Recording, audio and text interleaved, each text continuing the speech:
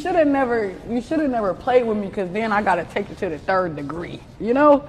Like, so when I look at this little tombstone tone, I be like, man, it's crazy. So September 23rd is like the day I dropped Pond them top, you know what I'm saying? So I had to put that on there. Well, not really. Really, it's 3 years ago I dropped Pond them top. It's like the anniversary, and I just happen to have court on this day. Everything just came together. So I got this to be extra fucking childish, making families mad. And oh well, because they ain't gonna do shit about it. Hey y'all, it's your girl Tay with the T, and you know you about to get these tips from me, right? Let's jump right into it. A female rapper from Memphis, right? I believe it was Memphis, right? She wound up having to unalive her ex-boyfriend due to the factors of domestic violence, right? Now, throughout the factors of the case, she was going back and forth to court, and they wound up giving this young lady time served, right? But sometimes the factors of us not being able to keep our mouth shut could be the worst luck ever, right? She goes on different platforms, make different diss tracks, had to tell everybody about what it is that she did to this man as far as unaliving him, right? So now, some time goes by, about 11 months, almost a year, and she decides, you know what?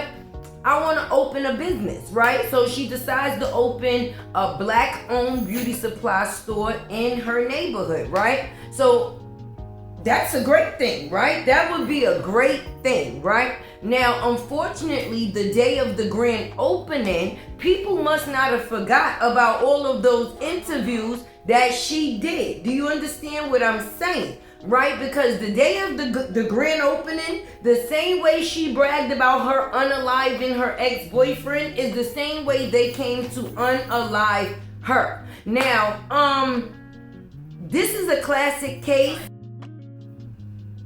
This is a classic case of get back. If get back was a thing, this is definitely what you are calling it. Because see, people got patience, right?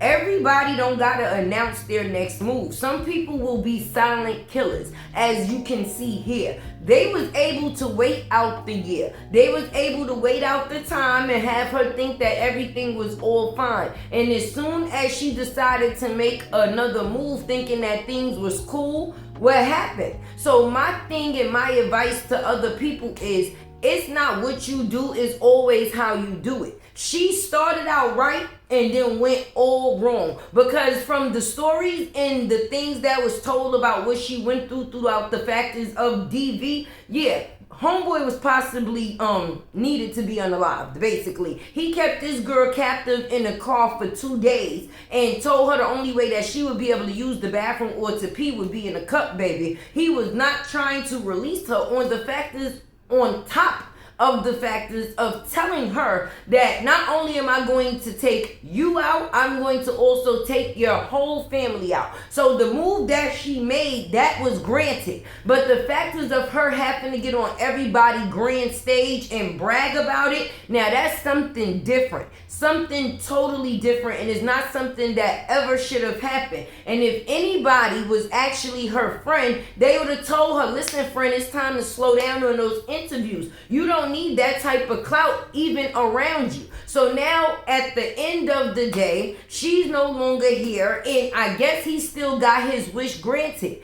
She's unalived just like he's unalived, and now the only thing to be able to get back to the factors of a narrative of a story like this is keep your mouth closed, because things come equipped with consequences. And if you're not ready for the consequences that could possibly come, then I think you should keep your mouth closed. That's number one. But let me get into something else, right? Because the internet, it never fails, right?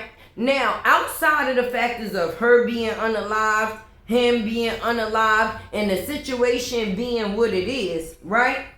Let's give credit where credit is due. This young female was basically one of the first people to open up a black-owned beauty supply store in her neighborhood. So when you trying to do something good, but you forgot about what the old shit was and people did not, You gotta play it low. You're real low. Anyway, this is your girl, Tay with the T. Please drop down in those comments and let me know how you feel about this situation, baby, because this is definitely a hot topic, right? Like, comment, share, subscribe. Keep your girl alive. If you are not a subscriber, please become a subscriber friend. Hit the button. It's right. What are you waiting for? It's right there. And your girl is out. In a shooting in Oakland, this was Saturday during the grand opening of a beauty store. Another person was injured. Police are still trying to find the shooter. KRON 4's Sarah Stinson has that story. Family and friends gathered outside Glamour Beauty Supply in Oakland Sunday, many in tears as they paid tribute to local female rapper and entrepreneur Tan God. They confirmed to KRON 4 she was shot and killed at a grand opening event for the beauty store Saturday. Tan posted on Instagram just before the shooting. Here, I got Granny in a cut, no way with it. She also promoted the event a week before, saying she would be at Glamour Beauty for a meet and greet. Shots rang out at the strip mall on 40th Street and Telegraph Avenue around 5 p.m. People ran into this donut shop to take cover. I heard some shooting. I thought it was part of like their music or... A man who works there who does not want to be identified described the chaotic scene. I just saw like 2 or 3 people start running into my store and like, you know, they're shooting. And people started pulling out of the parking lot and people were just running around. And as soon as I stepped outside, the cops were pretty much already here. Oakland police say when they arrived, paramedics found one gunshot victim who died at the hospital. Another gunshot victim arrived at a nearby hospital sometime later. Police say that person is expected to be okay. They're still working to identify the shooter. No arrests have been made.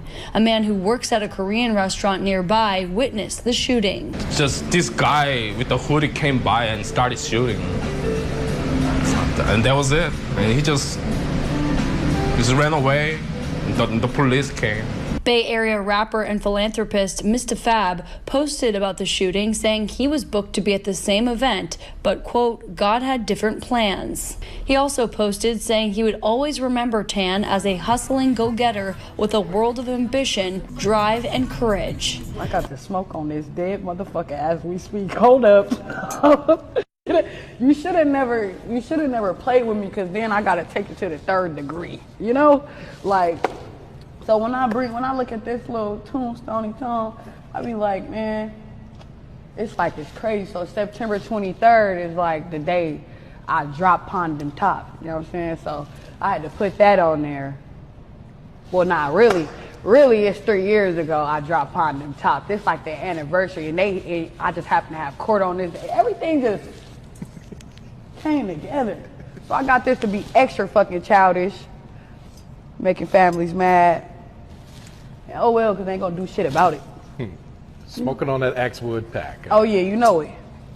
Matter of fact, I got the smoke on this dead motherfucker as we speak. Hold up.